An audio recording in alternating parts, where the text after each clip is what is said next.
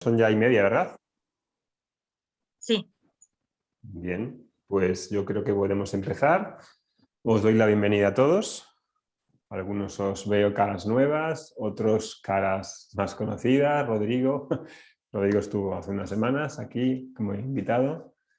Si podéis encender vuestras cámaras, os puedo ver, os puedo saludar, os puedo decir algo. Es algo que agradezco veros, si no, solamente veo a los nombres. Que si las podéis abrir así, cuando doy la charla me fijo en vuestras caras y se me van quedando.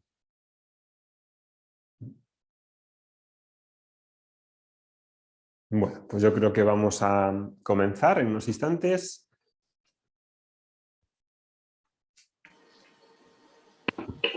Tenéis apagados vuestros micros y vamos a empezar con una oración.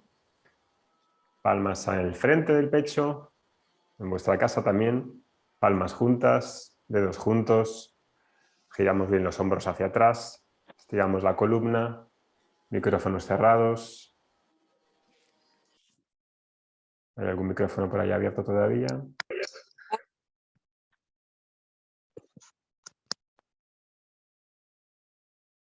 Una inspiración profunda, expiración, inspiración para comenzar.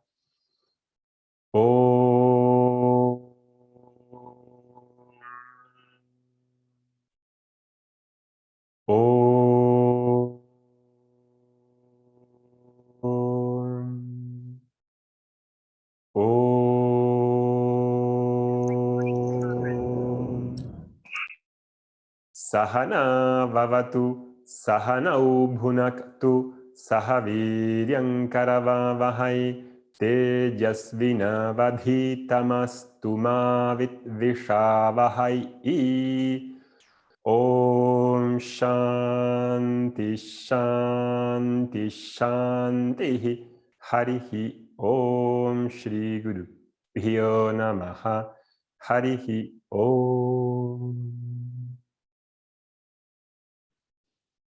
Muy buenos días a todos.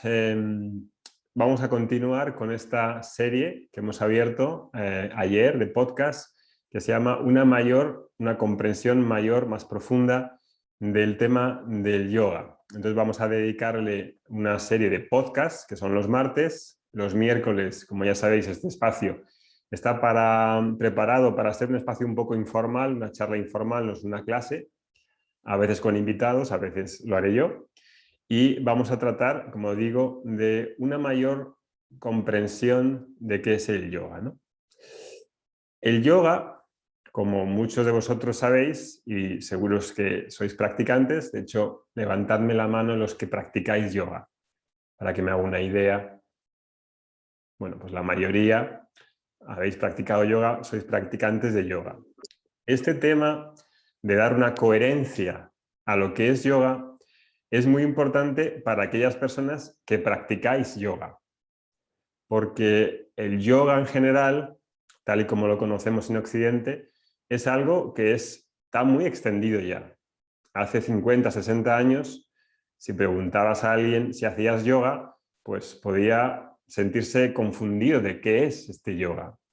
Hoy yoga en Occidente es algo totalmente aceptado, algo normalizado, no es una cosa rara, y pues millones de personas practicamos yoga, ¿no? Una vez que uno se acerca a esto que llamamos práctica de yoga o practicantes de yoga, que es algo de lo que vamos a revisar, llega un punto en el momento de esa persona en su práctica que al principio esta práctica que llamamos yoga pues nos sienta bien a todos, trae más armonía a nuestra vida, más equilibrio, más espacio interno. Es algo sumamente beneficioso. Pero llega un punto en esa práctica en la que uno se pregunta si eso que llaman práctica de yoga es todo lo que el yoga puede dar, ¿no? Y es un tema que a mí me toca muy personalmente porque mi incursión en estos temas, en la espiritualidad, nace y surge desde esa práctica de yoga, de ser un practicante de yoga que cae en el yoga, en las clases de asanas, pranayama, a través de varias escuelas, con una necesidad de mayor armonía, de mayor equilibrio en la vida mía, ¿no? Cuando comencé. Y entiendo perfectamente, creo que me coloco muy bien en la tesitura de cómo vive una persona que se toma el yoga con cierta sinceridad. Entiendo muy bien esta postura, porque principalmente en mi camino el yoga ha sido y es una de las patas, los pilares más importantes. Y me lo he tomado a la tremenda. O sea, en general yo me lo tomo todo a la tremenda, pero el yoga también me lo tomé a la tremenda. Es decir, que en cuanto me picó el virus del yoga, pues igual que en casi todo lo que hago, digo, bien, me ha llegado el yoga a mi vida, está muy presente en mi vida. Quiero estudiar con los mejores profesores que haya en el mundo mundial. ¿Dónde están? Allí voy. Y eso es lo que hice durante muchos años. ¿Dónde están los mejores profesores de yoga en España? Aquí, aquí, allá. Pues ahí voy a aprender con él, a formarme con él, a practicar, a ver qué puede enseñarme. Esa práctica así como tipo buscando profesores, haciendo workshops, yendo a diferentes países, es algo que me llevó su tiempo y es algo en la que estuve entregado durante muchos años. Sin embargo, a pesar del virus, ¿no? Del amor por esa práctica de yoga, había cosas que a mí me causaban cierta inquietud de ver si eso es lo que podía dar el yoga, porque cuando uno, además de su práctica, leía algunos tratados de yoga, como los Yoga Sutras o la Bhagavad Gita, a mí me resultaba que había una distancia entre lo que yo practicaba, mi estilo de vida, y lo que describían estos textos de yoga o lo que escribían los maestros de yoga en libros modernos a través de su experiencia personal. Y había un salto entre esto que está diciendo los Yoga Sutras, lo que dice la Bhagavad Gita, y mi práctica personal, que consistiese en diversas cosas que luego iré comentando, pero había como una distancia, desde luego. Entonces empecé también a preguntar dónde, además de la que llamamos entre comillas práctica de yoga, dónde puedo estudiar, cómo puedo saber más acerca del yoga, de dónde nace, no solamente por una cuestión de erudita o de académica, sino en qué consiste el yoga, no solamente a través de lo que dice mis profesores en las clases, sino esto dónde está enraizado. Y como en mi forma de ser, siempre que tomo un tema quiero ir a la raíz de qué es eso para poder entenderlo bien y poder practicarlo bien, pues entonces empecé a preguntar a mis profesores. Yo a mis profesores en general siempre los he tenido en gran estima. Han sido focos de aprendizaje con gran reverencia, ¿no? Y resulta que yo descubrí al cabo de los años que no sabían darme respuestas a lo que yo preguntaba. Cosa que durante años pensé, digo, bueno, la respuesta muchas veces que me daban era, tú practica y olvídate de más preguntas. Claro, a una persona inquieta como yo, como vosotros probablemente, que te digan practica y ya lo encontrarás, pues, ¿qué quieres que te diga? Es decir, no, que no haya un diálogo, que no haya una apertura a querer saber, a preguntar y a ver que haya una comprensión, a mí me frustraba bastante. Yo estudiaba por mi cuenta, es decir, tenía los Yoga Sutras a mano siempre, los leía, los releía, tenía la Bhagavad Gita a mano y yo hacía preguntas sobre esto, pero ahí pues la respuesta que tenía siempre es tú practica y ya llegará. Y yo decía, no, si yo practico, vamos, no sé, practico 5 o 6 horas al día, era muy joven y claro, tenía mucho tiempo para dedicar a eso. Aunque tenía un trabajo, tenía una empresa, pero podía dedicar tiempo. Si no tienes hijos, tienes mucho tiempo. Si no tienes pareja, más todavía. Con lo cual, siendo joven, imagínate, ¿no? Entonces, yo seguía estudiando, pero claro, había una distancia entre esto que estaba leyendo, lo que yo quería asimilar y esas prácticas. Y preguntaba y no tenía respuestas. no me daban respuestas. De hecho, no había prácticamente un diálogo, no había un espacio en el que me pudiese sentar con un profesor y dialogar abiertamente con un texto clásico delante. Y cuando encontraba algún profesor, era de una manera que no estaba muy sistematizada, llena de contradicciones. No era un estudio sistemático, no era una cosa que dices, mira, quiero saber sobre química y vas a la universidad a estudiar química y estudias en serio, estudias como Dios manda. Pero yoga, tal y como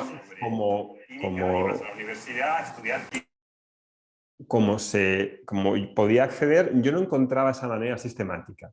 Encontré la manera de practicar sistemáticamente con varias escuelas de yoga, especialmente la Iyengar. Entonces, la creación de rutinas, de hábitos, de práctica, esto no tenía ya duda de cuál era mi camino por ahí. Pero esa práctica no me llenaba 100%. No me llenaba. Es decir, no que me viniese bien, claro que me venía bien, pero no acababa de cerrar mi mundo. Yo quería saber y quería dar comprensión a todo eso.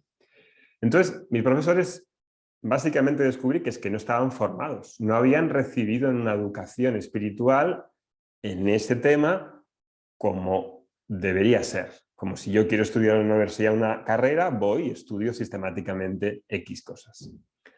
Entonces empecé a ir a la India también, y en la India me encontré que había más profesores, que sí que había alguno que también enseñaba, pero no acababa tampoco de convencerme porque no era un estudio tampoco tan ordenado. Y a mí este método indio desestructurado, desorganizado, a mí, chico, ¿qué quieres que te diga? Pero no me convencía nada. Es decir, que por aquí te digo una cosa, por aquí te digo otra, como un jeroglífico, chico, así no se estudia. Es decir, jeroglíficos no se estudia. Misticismos y cosas así no se puede comprender. O sea, si yo me siento con una persona es para que realmente diga, ahora entiendo. No tipo un misticismo detrás de otro. No, no me des misticismo. Yo lo que quiero es, si me estás enseñando, que yo aprenda, ¿no?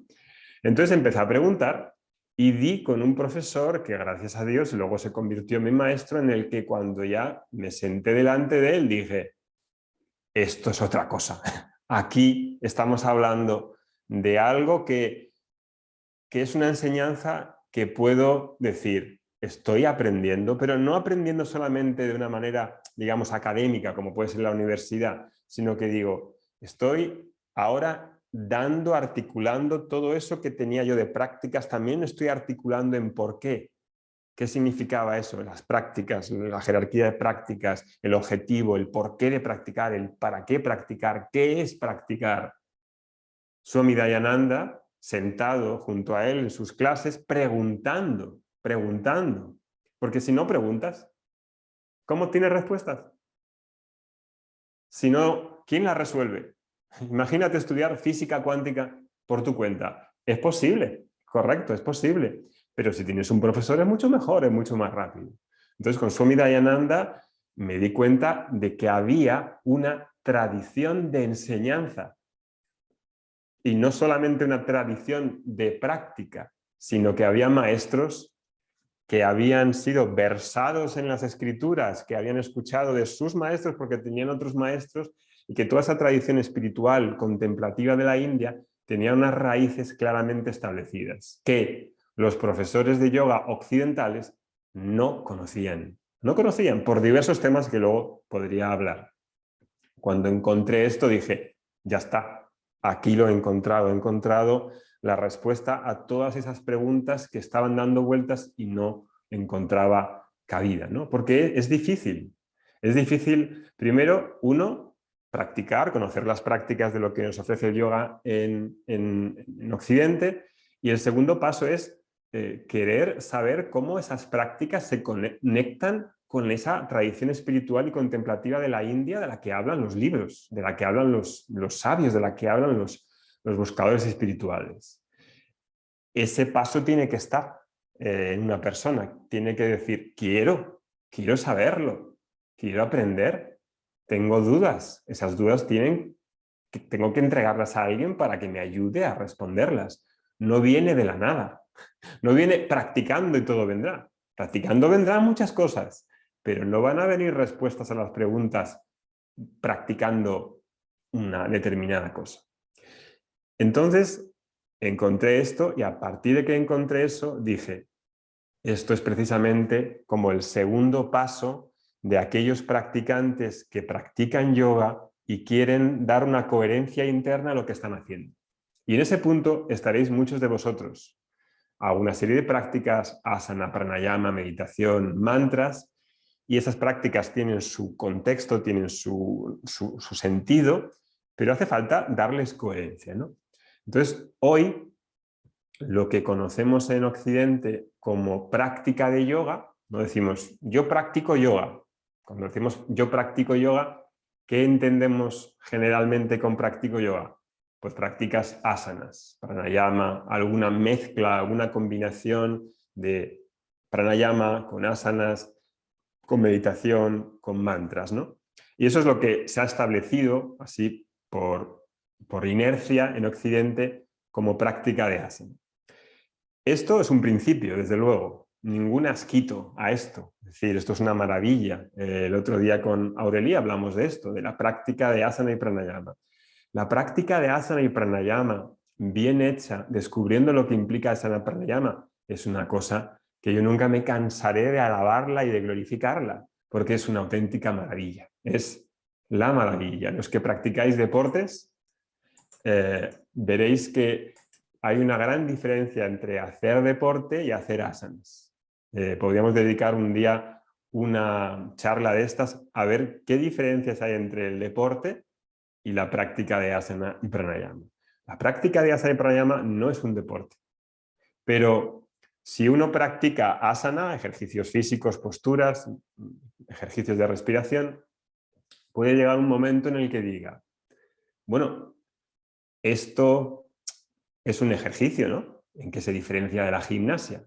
Si yo levanto el brazo así, o levanto así los dos brazos, o los estiro así, o hago una postura, esto que es un ejercicio físico, ¿eso es yoga? Es una pregunta que nos hacemos a nosotros mismos. ¿La postura, el ejercicio, es yoga? Porque eso es, en realidad, en Occidente, lo que se entiende por yoga. Si practicas asana, es practicar yoga. Si vais en la calle y os encontráis con alguien y dice, voy a practicar yoga, voy a mi clase de yoga. ¿A dónde va? A un centro de yoga donde generalmente las personas hacen asanas, ejercicios. ¿Sí? Esto es lo que hoy conocemos en Occidente como yoga, como práctica de yoga. Pero claro, aquí hace falta pensar una cosa.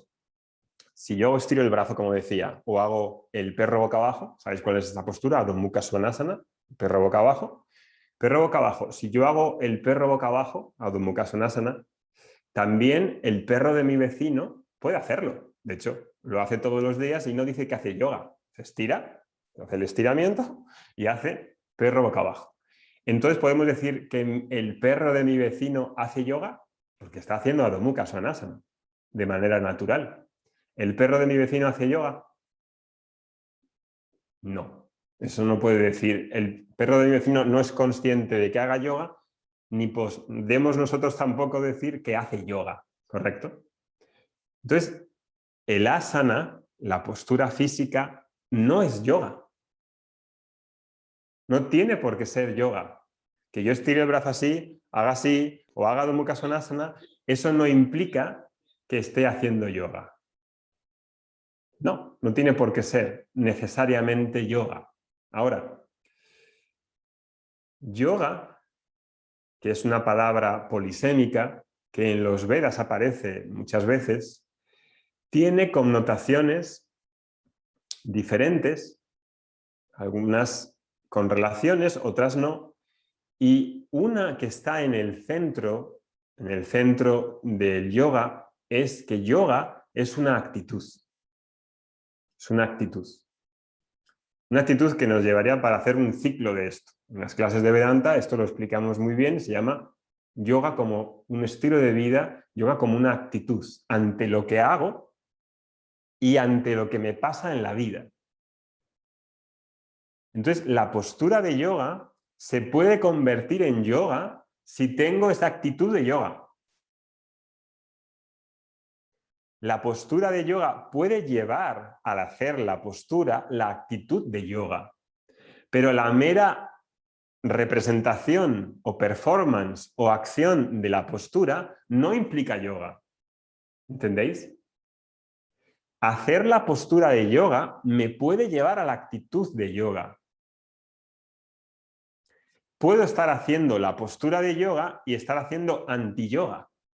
Por ejemplo, y habréis sido testigos, ¿no? Uno va a una escuela de yoga, a un gimnasio, porque hoy yoga está en todas partes, está en los gimnasios, está en cualquier sitio, hasta en los bares hay yoga. Uno va a un centro de yoga y se encuentra que viene alguien 10 minutos antes y empieza a hacer posturas de calentamiento como si fuese a jugar al fútbol y empieza a hacer, yo qué sé, Sirsasana ahí delante de todos y se ve que claramente quiere hacer vernos que él practica yoga y que hace muy bien esa postura y si es guapo, es un chico guapo, pues te fijas más en él, o una chica guapa, te fijas más en él y vas ahí, y empieza la clase y en la propia clase este chico o esta chica compite para ver quién hace la postura mejor, para ver quién estira mejor, para ver quién aguanta más en la postura, con una actitud que digamos puede ser la misma actitud que puedo llevar si voy a ligar en un bar o si voy a competir en una empresa o cualquier manera. Puedo estar en el centro de yoga haciendo yoga y no cambiando los condicionamientos que tengo en mi cabeza sobre la competición, sobre el que más, sobre el mejor, etc. Puedo estar haciendo ese yoga y teniendo una actitud anti-yoga, aunque esté haciendo lo que se dice que se llama yoga. ¿Entendéis? Es decir, que hacer la postura de yoga no implica yoga. Hacer la postura me puede llevar a un estado de yoga, sí.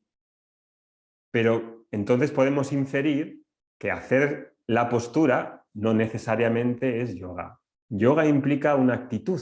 Y esto va a ser algo que me gustaría explicar un poco más adelante.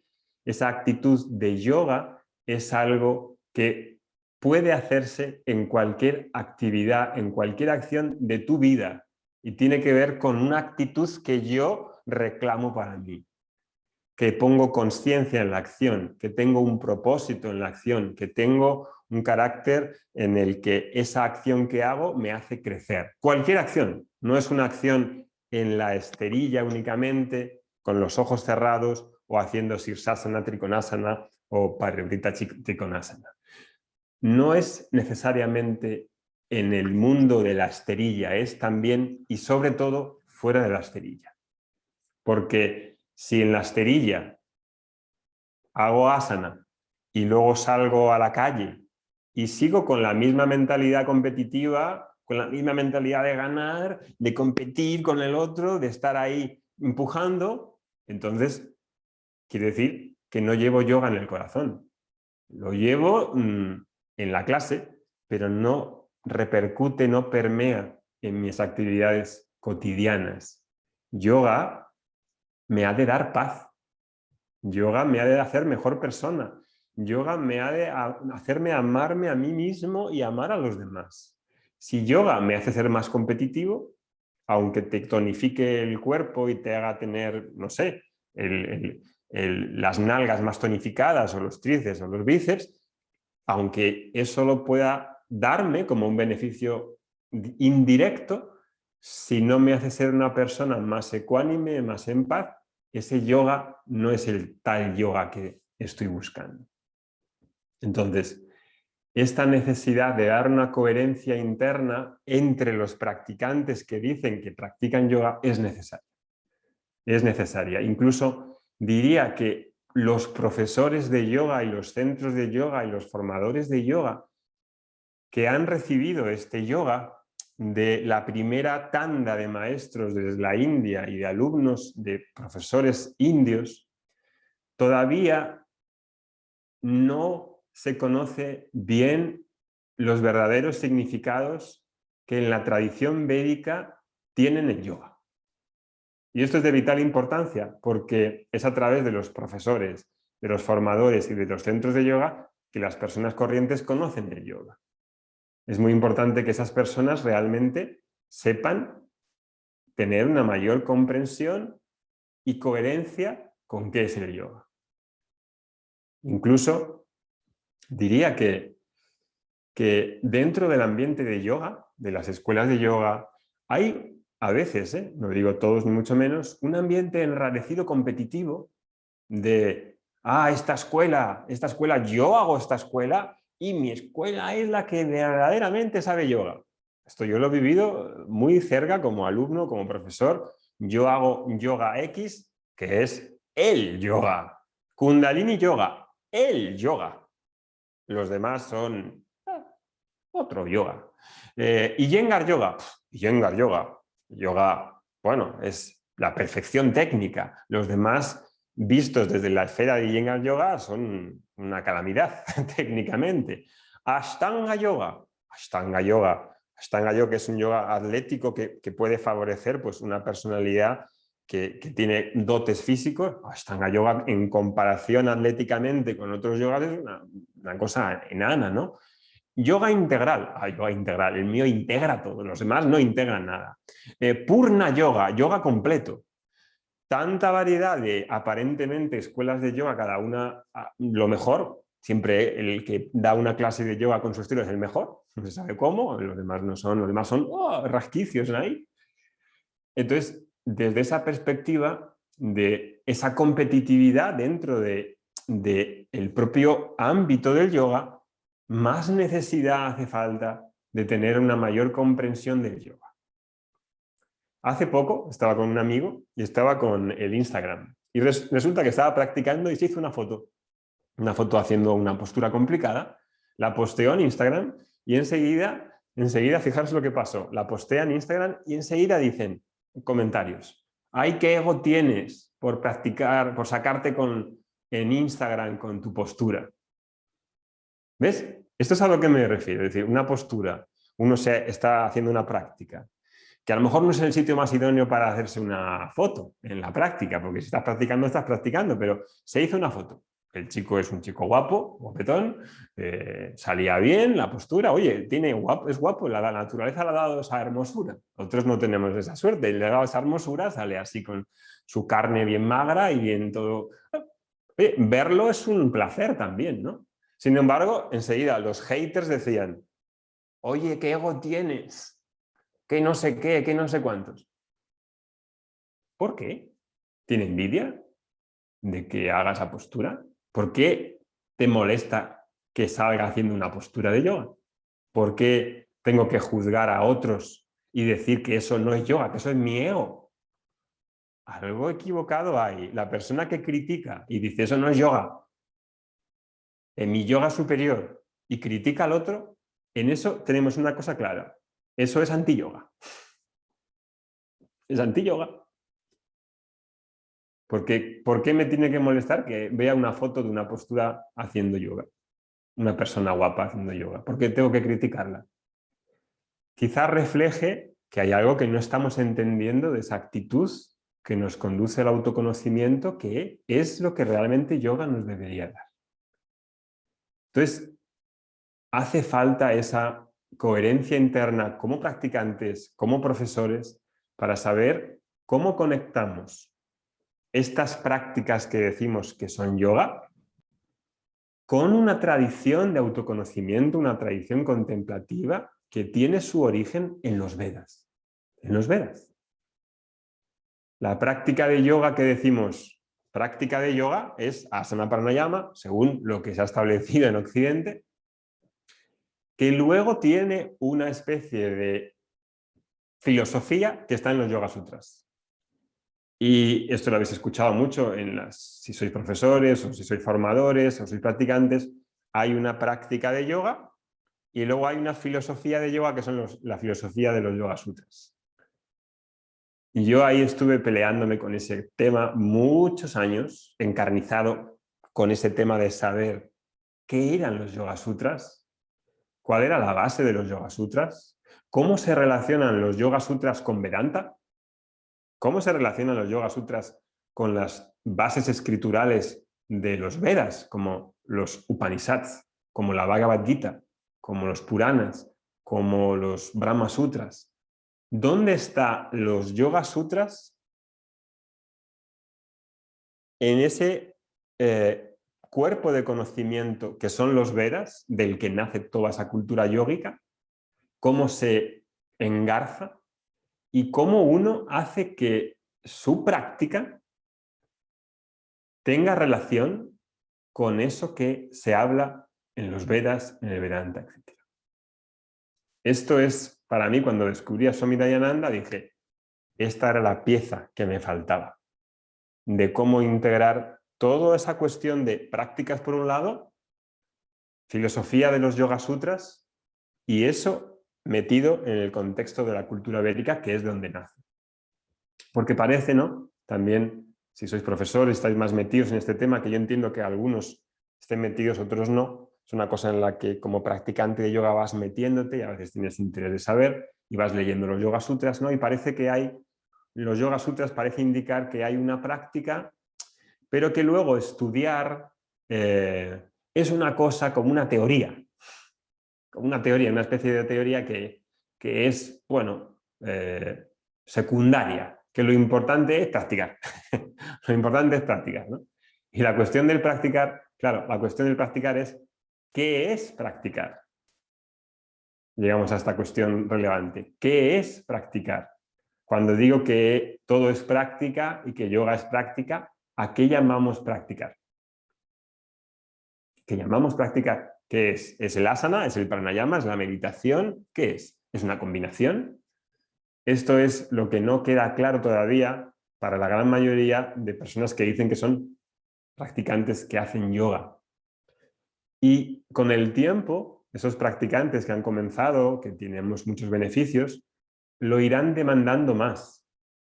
El estudio, el querer saber, porque si no estudias, y no es que sea un estudio tipo académico, porque no es un estudio académico, si no hay una comprensión, ¿qué practicas? Lo que buenamente practiques en los estudios de yoga, lo que se diga ahí, ¿no? Pero si el profesor no está empapado de esa tradición, no ha entrado dentro de esa tradición, puede que haya viajado a la India, pero viajar a la India tampoco es necesariamente un requisito. Puedo ir a la India y pasarme en la India en un sitio equivocado.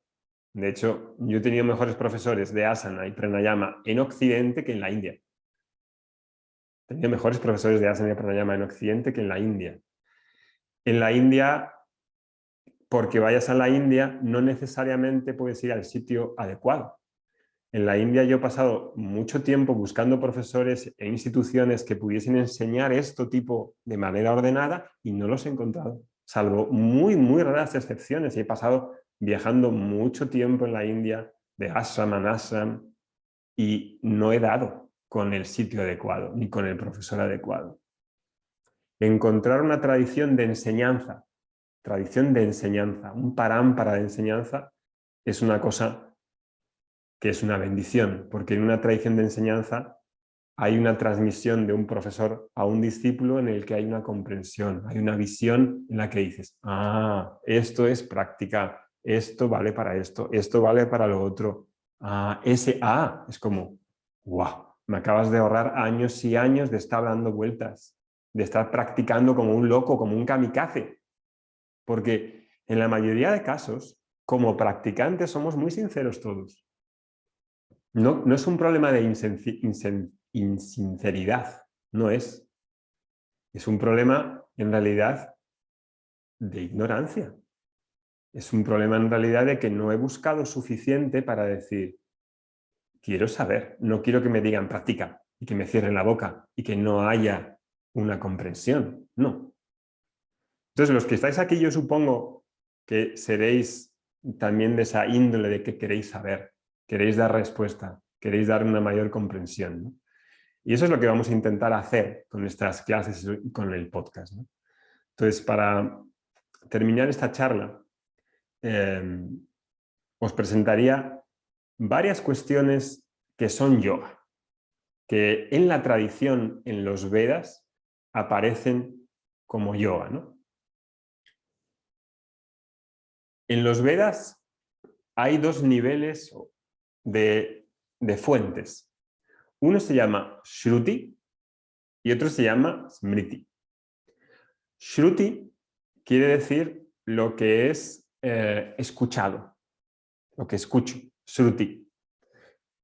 En ese nivel de Shruti están los Vedas.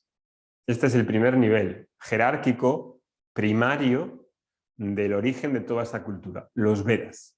Y es Shruti, es decir, una serie de profesores, de grandes maestros, transmitieron este saber a sus discípulos.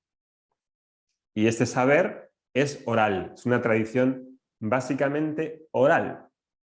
Aunque después de un tiempo se codificó en los Vedas, que ya aparecen reflejados como unos libros, la tradición aún codificada por escrito es oral y todavía se transmite así, como estamos haciendo ahora, en una exposición oral en la que escuchas, preguntas, reflexionas, asimilas. Y si eres profesor, haces lo mismo, enseñas, tus alumnos te escuchan, tienen dudas, preguntan, asimilan, interiorizan, nutren lo que han escuchado, meditan en lo que han escuchado, lo hacen suyo, lo incorporan a sus prácticas. Con sus prácticas me va para contemplar y reflexionar. Y es un ciclo que se va alimentando. Shruti, Vedas. Solo son los Vedas. En una segunda categoría está Smriti, segunda categoría, que son obras en las que se comentan e interpretan los Vedas. Y los Vedas tienen dos partes, no lo he dicho. Tienen una primera parte que se llama Karma Kanda y la otra parte es Jnana Kanda. Es decir, la primera parte lidia con la preparación de la persona, con que esa persona crezca, madure, con que esa persona se establezca como una persona íntegra, como una persona que tiene valores, como una persona que respeta a los demás, que tiene unos valores para él y de vivir en la sociedad. Y eso generalmente se le dice que toda esa fase de preparación se llama una vida de yoga. Y ese es el verdadero significado de la palabra yoga en el contexto védico. Yoga es una vida que me hace crecer, que me prepara, que me da integridad, que me da madurez. Esto es el significado en realidad más profundo y central de la palabra yoga.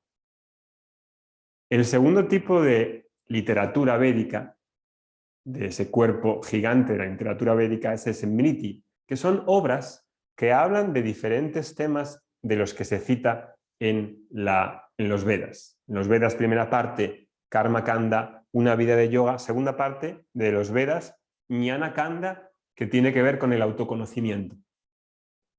¿Y el autoconocimiento qué es? Esta mañana teníamos una clase y ha dicho una alumna: autoconocimiento yo siempre creía que era el conocimiento de la personalidad, las emociones, que me conozca yo a mí misma más, pero en un nivel de la persona, de la personalidad. Esto no es así en la visión védica. Este autoconocimiento psicológico de uno mismo como persona no es el autoconocimiento del que habla Vedanta. El Vedanta, la última parte de los Vedas, no habla de la personalidad o de cómo mejorar la personalidad. Eso es yoga, eso es la primera parte. La segunda parte habla de el ser, del sí mismo, de Atman, que es la verdad de ese personaje. El yo superior, si queréis decirlo de una manera muy burda, el yo superior, la verdad del personaje, la verdad de esa persona que se va mejorando, que quiere ser más maduro, etcétera, que se prepara por una vida de yoga. Jnana Kanda, el autoconocimiento, la segunda parte del Veda, es ese Vedanta. Y yoga es una vida que me prepara. Y me prepara con un montón de cosas, disciplinas, actitud, etcétera. Eso lo veis, ¿no? Muy sencillo. Primera parte, segunda parte. Y Smriti, esa segunda categoría, que habla de algunos aspectos tanto de la primera parte como de la segunda parte de los Vedas, son obras como los Yoga Sutras. Entonces, los Yoga Sutras es un texto de Smriti, de segunda categoría, digamos, que comenta o que recoge aquello que el autor quiere explicar porque haya dudas, porque haya confusión de lo que se ha dicho en los Vedas, y recoge lo que se dijo en los Vedas y ahora lo codifica en una obra en el que quiere tratar el tema de yoga. Y ahí tenemos a los Yoga Sutras, una obra recopilatoria, no original. Lo que expone Patanjali no es original, es una recopilación original, pero es una recopilación. Y los Yoga Sutras, entonces, en 4 capítulos, en 4 padas, intenta hacer de una manera sintética qué es eso del yoga. Y es una obra, digo, segunda categoría, segundo nivel, recopilatoria, en la que se ha dado a conocer mucho por una serie de razones, y hoy en día entre los profesores de yoga, practicantes de yoga, escuelas de yoga, es una obra muy conocida, muy referenciada, muy alabada. Dentro del corpus védico es poca cosa. Es así, es poca cosa. Es poca cosa, es decir, que se ha dado a conocer en Occidente, en la India ni siquiera es muy conocido, la verdad. Fijaros también qué curioso que Patanjali, el gran autor de los Yoga Sutras y también de otros 2 tratados más de Ayurveda y de gramática sánscrita, no tiene ningún templo en la India. ¿Sabéis el primer templo de Patanjali que hay en la India? ¿Sabéis de quién es? ¿Quién lo creó? A ver si lo sabéis. ¿A alguien se le ocurre?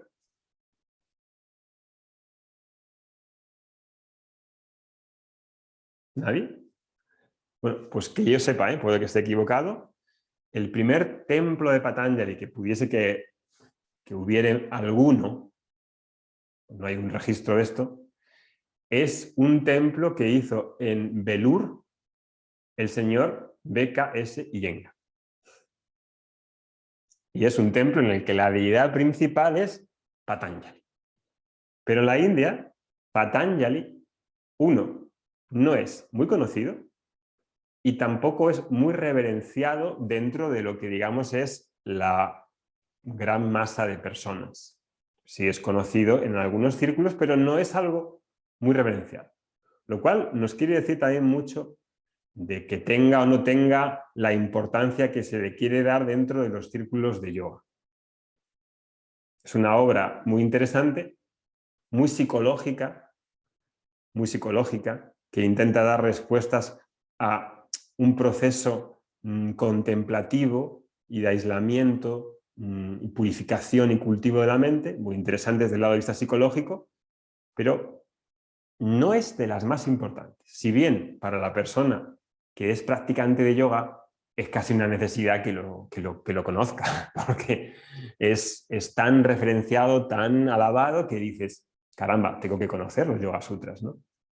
Tengo que conocerlos. Y efectivamente, para el practicante de yoga avezado, es una obra que yo creo que debería conocer. En los que lo hemos estudiado y dado vueltas e intentado entender, porque es un texto árido, creo que hace mucho bien. Y hace bien porque te permite también correlacionar esa Yoga Sutras con Vedanta, con la cultura védica, con la meditación, con el estilo de vida. Si estudias los Yoga Sutras, puedes tener esa conexión de cómo tus prácticas se relacionan y se conectan con un río más ancho que es la vida contemplativa, la vida espiritual de la India, de eso que hablan las Upanishads y el Vedanta. No son cosas diferentes, no es Vedanta por un lado, yoga por otro, Vaiseshika por otro, Mimamsa por otro,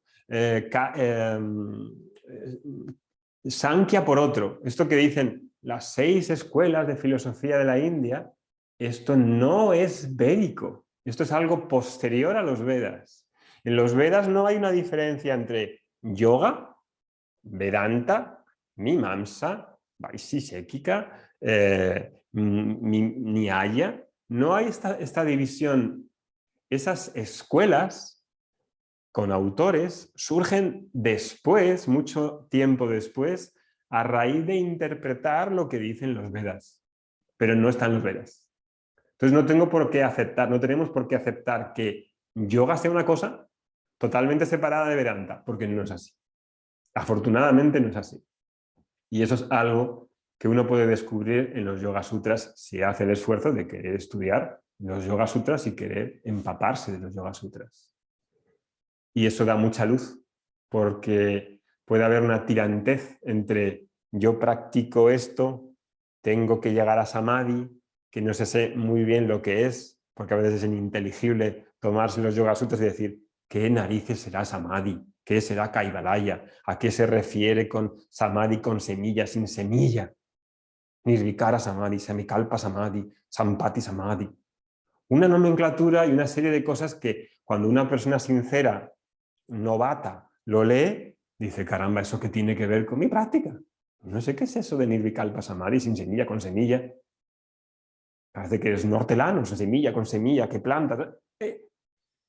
Es cuanto menos críptico. Y eso hace falta que uno lo pueda organizar, lo pueda sintetizar y a través de un profesor, porque quizá esto lo entendéis muchos, leer los Yoga Sutras, leer la Bhagavad Gita por la cuenta de uno, cuenta propia, es una cosa que puede inspirar a lo mejor, puede darte ciertas ideas, pero realmente en la India las personas informadas no van y estudian los sutras por su cuenta, porque es un cacao, porque es un jaleo. En vez de traerte claridad, lo que hace es que te siembra más dudas. Hay contradicciones, hasta puede causar más problemas, ¿no? Imagínate cosas como, por ejemplo, primer sutra de los Yoga Sutras. El yoga es la cesación de los movimientos de la conciencia. Así empieza el 1-2. El yoga es la cesación de los movimientos de la conciencia. Ahora vosotros sois practicantes de yoga, ¿eso cómo lo asimilas en tu vida?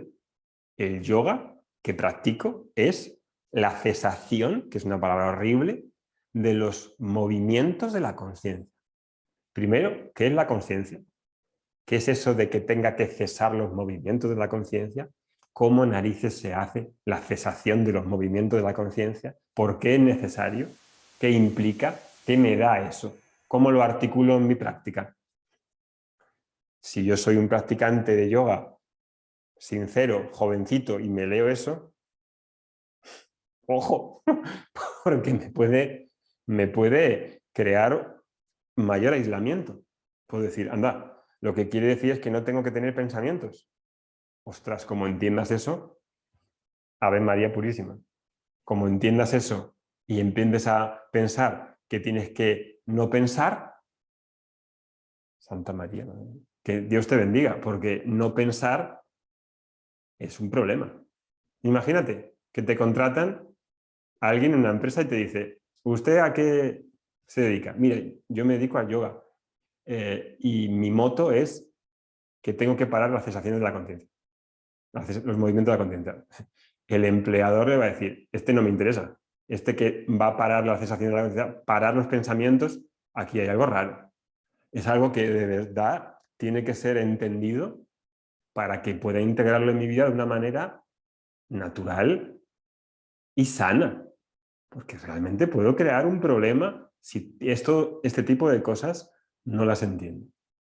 Y así podríamos seguir con un montón de ejemplos en los sutras que son a veces ininteligibles y que si los lee uno por su cuenta, lo más normal es que acabe más liado y diga, abandono los Yoga Sutras, abandono este estudio de la práctica de la filosofía del yoga y ahí lo dejo. Lo intenté, pero no funcionó, sigo con mi práctica de yoga. ¿Pero qué práctica es esa? ¿Cómo sabes que está bien? ¿Cómo sabes a dónde te lleva esa práctica? ¿Por qué esa práctica? Son preguntas claves que uno como practicante de yoga debería tener en cuenta. Pues lo vamos a dejar aquí. En la próxima sesión que hagamos el próximo miércoles voy a traer a un invitado, a Francisco, que es profesor también en Vedanta Academy, y vamos a tener una charla en la que vamos a seguir hablando sobre estos temas, el estudio, la práctica, si hay una filosofía aparte, si una cosa es la práctica, otra cosa es el estudio, si la filosofía de los Yoga Sutras es realmente la práctica, cómo estudiar esto, cómo tomárselo, cómo iniciarse, cómo anhelar ese conocimiento, para qué sirve ese conocimiento. De eso estaremos hablando el próximo miércoles. Lo dejamos aquí y ahora si tenéis alguna pregunta que queráis hacerme a mí, pues la comentamos, daremos paso a las personas nuevas que no seáis alumnos de la escuela y que tengáis alguna pregunta. Cerramos con el mantra. Om Purnamadav Purnamidam Purnat Purnamudachyate Purnasya Purnamadaya Purnameva Vashishyate. Om Shanti Shanti Shanti Harihi Om Shri Guru Bhyo Namaha Harihi Om.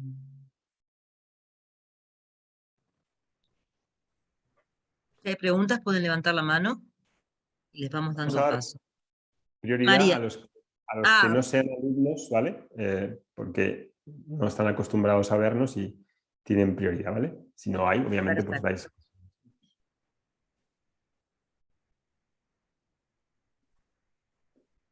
¿Alguien desea preguntar algo? Puede ser también en el chat que hay en Facebook, si hay alguna cuestión. Podéis En preguntar el ahí. chat no, son agradecimientos.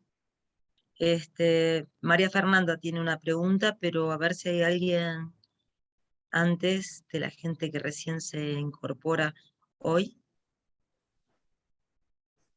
No, en principio todavía no, Oscar. Ok, pues da paso a los que tengan levantada la mano. Sí, María Fernanda. Hola, Oscar. Tengo una pregunta con respecto a cómo fue tu transición de profesor de yoga a profesor de Vedanta. Perdón, profesor de asanas a profesor de Vedanta. O sea, ¿hubo como que algo que sentiste o como una necesidad de querer compartir más la parte oral en cuanto al conocimiento, autoconocimiento, o simplemente se dio naturalmente? Sí, muy buena cuestión, porque probablemente tú también te puedas sentir así y otras personas que son profesores se puedan sentir así. Pues está relacionado con el compartir.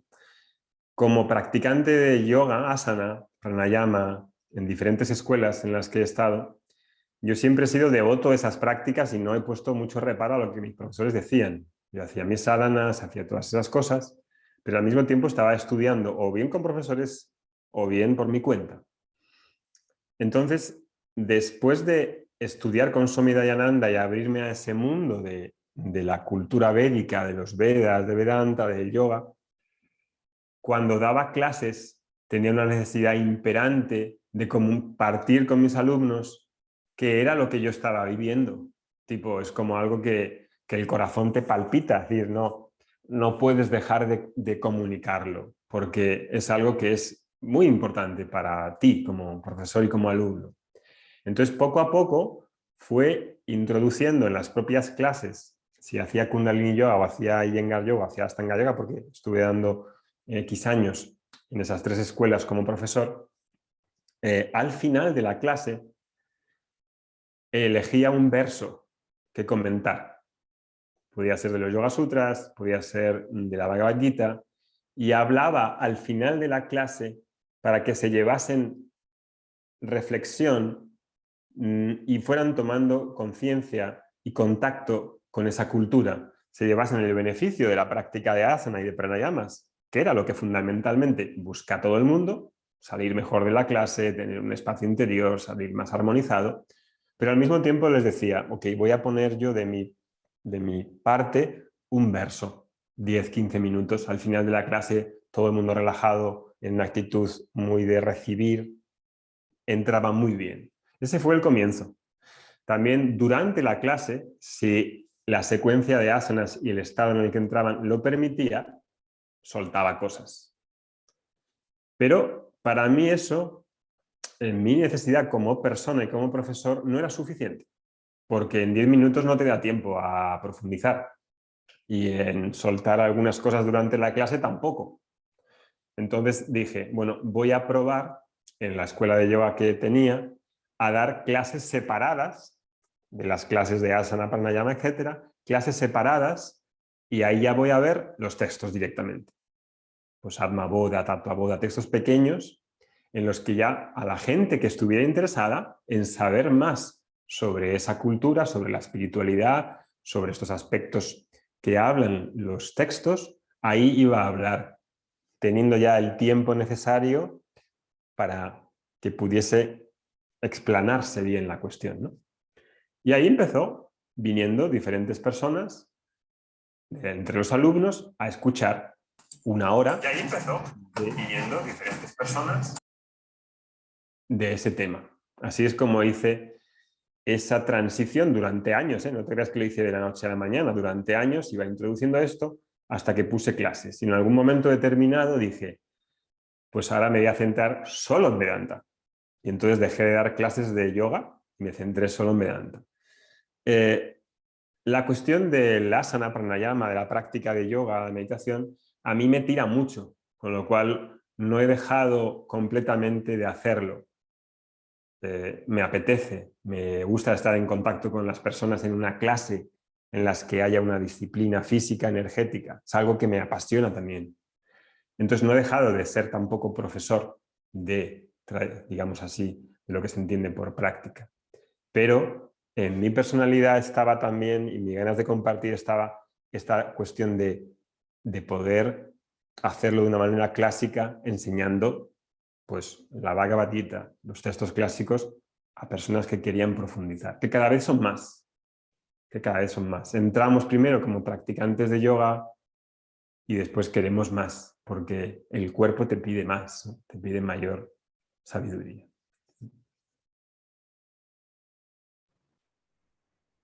Bien, Y pregunta, sí, perdón. es algo que yo creo que muchos profesores de yoga podían contemplar hacer ese salto de, en sus centros de yoga, empezar a introducir así las enseñanzas. Un verso al final o al principio. Un profesor que yo tuve empezaba siempre con un verso. Y entonces la clase de asana, pranayama, meditación venía más fluida porque ya estaba impulsada con la fuerza de un verso, con la tradición ya por medio. Imagínate una clase que empieza y dice, venga, a saltar. Y empiezas a saltar en la clase, va a hacer, yo qué sé, a estirar las rodillas. Chico, eso no tiene reverencia. Eso no es una forma adecuada de empezar una clase que decimos de yoga. Entonces, los profesores de yoga podían contemplar esa visión de ir progresivamente aplicándolo en sus centros de yoga, de tal manera que sus centros de yoga se convirtiesen en centros védicos. Centros védicos. Que es algo más profundo, es algo que ya tiene detrás la tradición de los Vedas, que es la raíz del yoga, la raíz de la cultura yógica.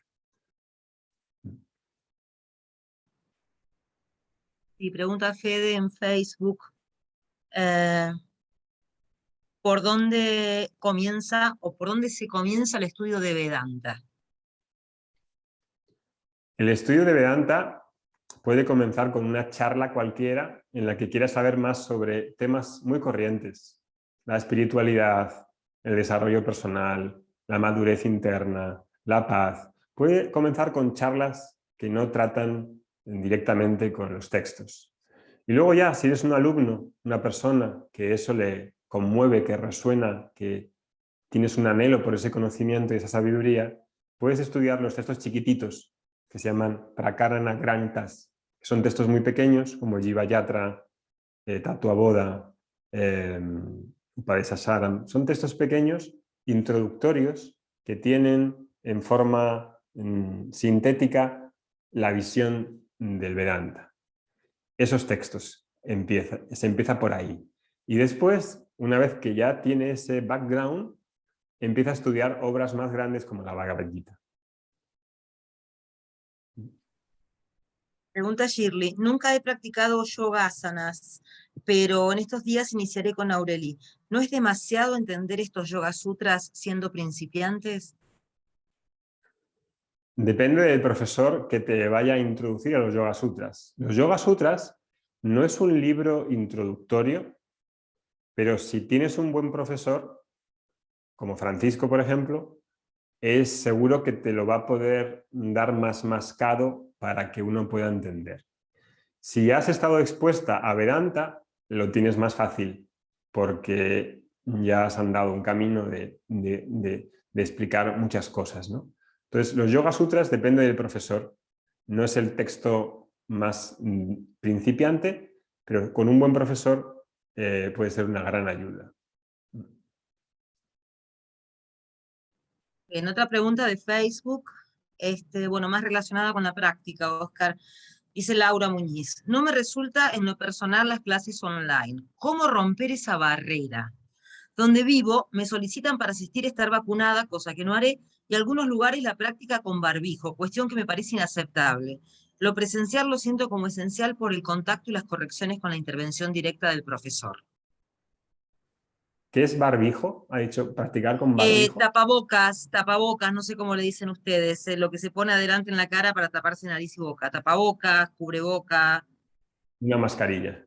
mascarilla, así dicen ustedes, sí.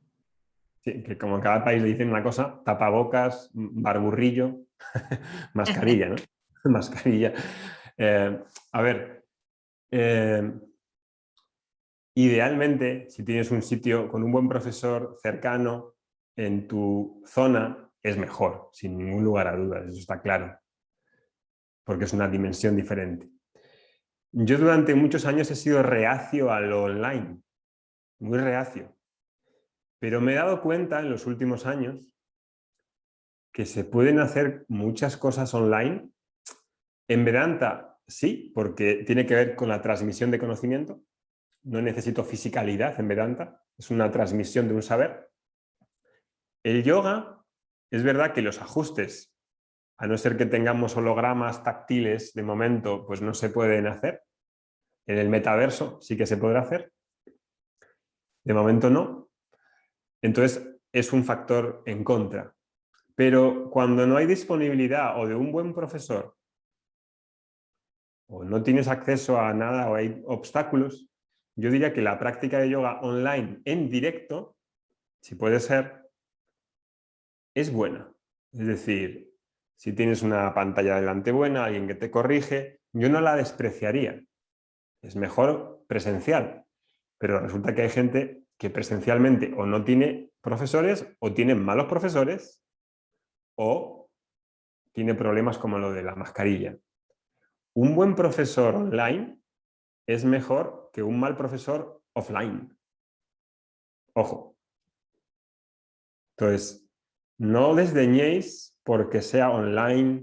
Tal. Si te colocas bien, si te ve el profesor, si tienes una buena pantalla grande y tal, no lo desdeñéis porque se puede practicar muy bien. De hecho, fíjate, hace poco, en donde yo he practicado mucho tiempo, que es en el Instituto de Iyengar en la India, con Iyengar, que ya murió, está ahora sus hijos y su nieta, pues ellos han sacado Yoga Iyengar también. Y practiqué con ellos hace un tiempo y os digo que la experiencia fue muy, muy, muy buena.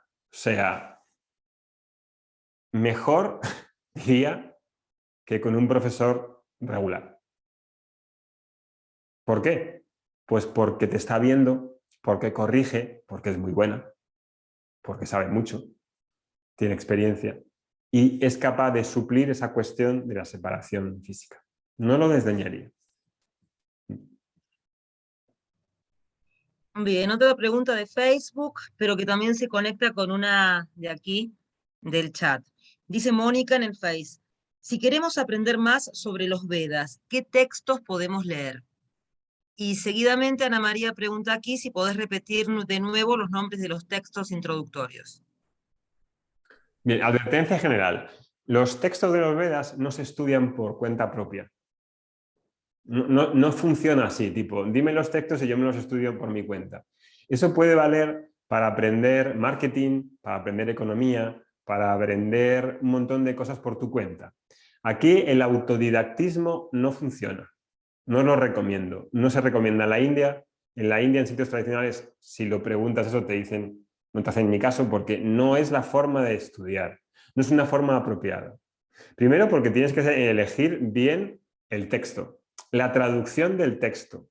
Y aún con una muy buena traducción del texto, es decir, del verso, del sutra traducido, puedes quedarte y decir, ¿qué ha dicho? Es ininteligible, no hay comentarios. Y cuando hay comentarios, comenta cosas que a lo mejor no es tu pregunta. Entonces, la tradición no se estudia por cuenta propia, no es así. Necesitas un profesor, necesitas alguien que te guíe, alguien que responda a tus preguntas, alguien que introduzca comentarios para ver qué está diciendo.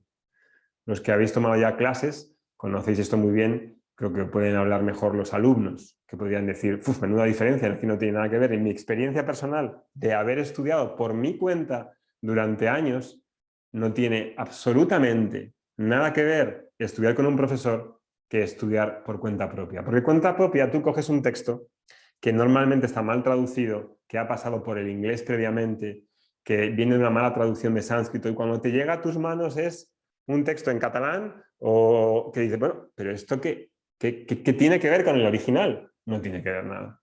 Muchas veces no tiene que ver nada porque hay una incompetencia lingüística o filosófica de la propia persona que ha traducido eso, si es un lingüista bueno.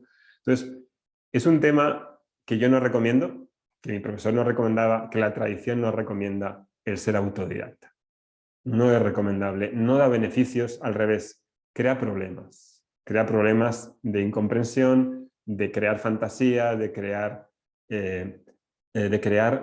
una serie de ideas que el alumno no tiene capacidad de poder interpretarlas bien y de poder saber a qué se refiere. Porque no es un tema común, no es como electrónica. Estudiar electrónica puedo estudiar por mi cuenta perfectamente, y química, y matemáticas, y economía, pero estudiar sobre uno mismo no funciona así. No funciona así porque tienes que lidiar contigo mismo, con tu propia sombra. Y eso es un tema que tienes que hacer con alguien, y con un grupo de personas. Porque lidias con algo que no ves tú mismo, porque eres tú mismo el que tiene que... Es como cazar a un ladrón siendo tú mismo el policía y el ladrón al mismo tiempo. Dice Lucila, ¿es indispensable aprender los sutras? Ella Entender, practica yoga. Aprender los sutras. Ella practica yoga, Lucila. aprender los sutras de memoria o recitados. No se especificó. Aprender y estudiar sería, Oscar, estudiar los sutras. Imagínate que dices, ¿es imprescindible siendo médico estudiar medicina? No, solo con la práctica vale. Ostras, pues ponte en manos de un médico que no haya estudiado medicina y que ha hecho solamente la práctica de medicina. Yo no me pondría en sus manos, no sé vosotros. Un médico que no ha estudiado medicina y te vaya a operar del corazón. Puedes practicar, pero ¿qué practicas? ¿En base a qué? ¿Por qué practicas? ¿Cuál es la base de la práctica? ¿Cuál es el objetivo de la práctica? En los Yoga Sutras está explicado todo eso, pero no como una teoría, porque habla de ti, habla de la persona. Entonces, hace falta entender que esto no es un estudio de libro, no es un estudio como estudiar en el colegio, no es ese estudio. Tiene que ver con una transformación personal y eso es algo que tienes que probar. La verdad es que no te lo puedo explicar. Tienes que exponerte a la tradición, a la enseñanza y escuchar. Hasta que no lo haces no lo entiendes, porque es complicado transmitir ese valor por el conocimiento. Bien, tengo otra pregunta de Fede desde Facebook, que es en base a lo que le comentaste antes, lo que le respondiste. Dice, Oscar, dijiste que Vedanta comienza con charlas sobre espiritualidad, madurez y otros temas. ¿Cómo tener esas charlas con vos o con alguien más? ¿Cómo nos podemos contactar? Bueno, pues ahora mismo estamos teniendo una, es decir, que no tiene ningún misterio. Hay charlas todos los miércoles, hay podcasts, hay vídeos grabados para estar estudiándolo un año entero en YouTube, es decir, que hay muchos recursos gratuitos y luego hacemos en la escuela, tenemos un estudio formal, organizado, sistemático para las personas que quieren estudiar todo eso de forma ordenada, de forma en la que hay una organización y no son cosas sueltas. Bien, pregunta Lucila, estaría bueno, Oscar, que aclares de vuelta un poquito más acerca de los Yoga Sutras de Patanjali, ¿sí? Si es un libro, si cómo se estudian, si es una recopilación. Los Yoga Sutras de Patanjali son los sutras que ha escrito Patanjali sobre el tema del yoga. Entonces, quien quiera saber sobre el tema del yoga, es una obra de referencia dentro de la tradición para saber sobre el yoga, escrito por Patanjali. Eso es. Bien, ¿hay alguna pregunta más aquí en vivo? Perdón, Oscar, que la gente no sabe lo que es un sutra. Perdón. Que la gente no sabe lo que es un sutra. Un sutra es un aforismo, es una forma condensada en la que está gramáticamente incluso muy condensado y para poder desenvolverlo hace falta glosarlo, desglosarlo. Es una forma muy comprimida de conocimiento, no es como el verso, no es como la prosa, es aforismos, en español es aforismos, una forma condensada, que si tú haces la prueba de leértelo por tu cuenta, pues te quedas igual, no te aporta, y de hecho haz la prueba. Toma los Yoga Sutras por tu cuenta y empieza a leerlo. No es una novela, tipo, ¡ay, qué bien, qué divertida! No, es que es un sutra. Yogas, Chitti, Vritti, Nirodha. Lo lees y dices, me queda igual. Si estás acostumbrado a leer Harry Potter, te quedas igual, porque es una cosa profunda, es una cosa que requiere un desglose, que requiere una comprensión. Entonces, para eso está la figura del profesor. Yogas, Chitta, Vritti, Nirodha. ¿Qué es yoga? ¿Qué es chitta? ¿Qué es vritti? ¿Qué es nirodha? ¿Cómo? O sea, un sutra nos puede llevar 3 o 4 clases, hasta un mes. ¿Por qué? Porque hace falta masticarlo, hacerlo ver, que lo veas claramente. Es un tema que es una enseñanza artesanal que hace falta desenvolver.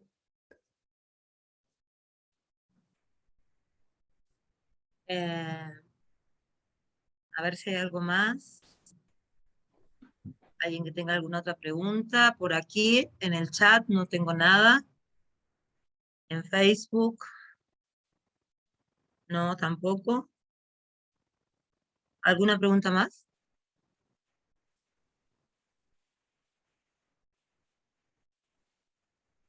Sí, yo. ¿Cuánto dura el curso? El curso de los Yoga Sutras todavía no lo hemos sacado. Estamos en esta fase que estamos hablando de las... ya sé que algunos tenéis mucho interés en los Yoga Sutras que no hemos visto nunca en la escuela, pero no lo hemos sacado todavía y todavía no tenemos esa información. De aquí a poco lo diremos. Estamos haciendo este ciclo para explicar más en profundidad qué es el yoga, qué implicaciones tiene con tu práctica, cómo puedes conectar tu práctica con esta espiritualidad védica, contemplativa, mística, profunda que hay en la India. Y cuando terminemos eso, pues os iremos diciendo para los que quieran entrar en más profundidad y estudiar los Yoga Sutras. Bien, dice Silvia en Facebook. ¿Cómo estudiamos en la escuela desde Argentina? Igual, las personas que estáis en todos los países, como aquí, es decir, te conectas a Zoom. Zoom es una clase en directo en las que hay una exposición, luego hay preguntas y respuestas de parte de los alumnos y estudias como cualquier otro curso online de cualquier otra materia. Luego hay un grupo de Telegram en el que hay preguntas, en que los alumnos hablan entre ellos, se comentan cosas, hay algunos trabajitos. Se forma una comunidad afín de esas personas que quieren estudiar estos temas.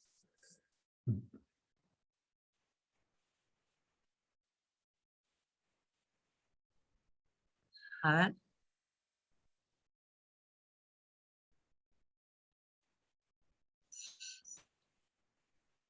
Bueno, más que nada son agradecimientos y que les ha gustado la charla. ¿Qué relación hay entre las asanas y el Vedanta? Pregunta Shirley. Ok, esa es una cuestión que igual comentamos el próximo día. Las asanas son ejercicios físicos que me pueden llevar a yoga o no. Las asanas es una disciplina física, energética y también mental. Y Vedanta tiene que ver con el autoconocimiento. Lo que me da asana, pranayama, meditación, tiene una esfera de purificación y de crecimiento.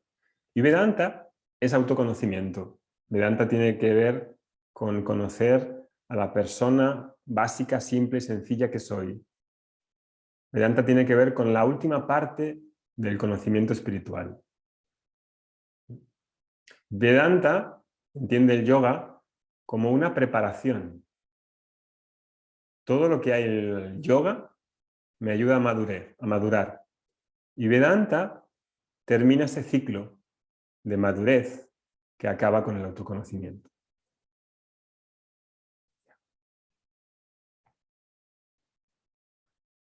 Bien, yo creo que si no hay más cosas, dejarlo aquí. Entonces continuaremos. Tenéis un grupo de Telegram que hemos creado, hemos enviado por email, en un grupo de Telegram solo para que recibáis 2 vídeos a la semana con este tema, y luego el podcast normal, que a lo mejor estáis suscritos, que eso va los martes. Os enviaremos un podcast de este tema, más los 2 vídeos que saldrán en el canal de Telegram. Y el próximo miércoles, los 2 miércoles que quedan, habrá una charla con un invitado sobre este tema de los Yoga Sutras, mayor comprensión del yoga y yoga como vida. Y ese es el programa que tenemos. Así que lo vamos a cerrar aquí y nos vamos viendo en el podcast, en el canal de Telegram y aquí los miércoles. Que tengáis buen día. Namaste. Hariom.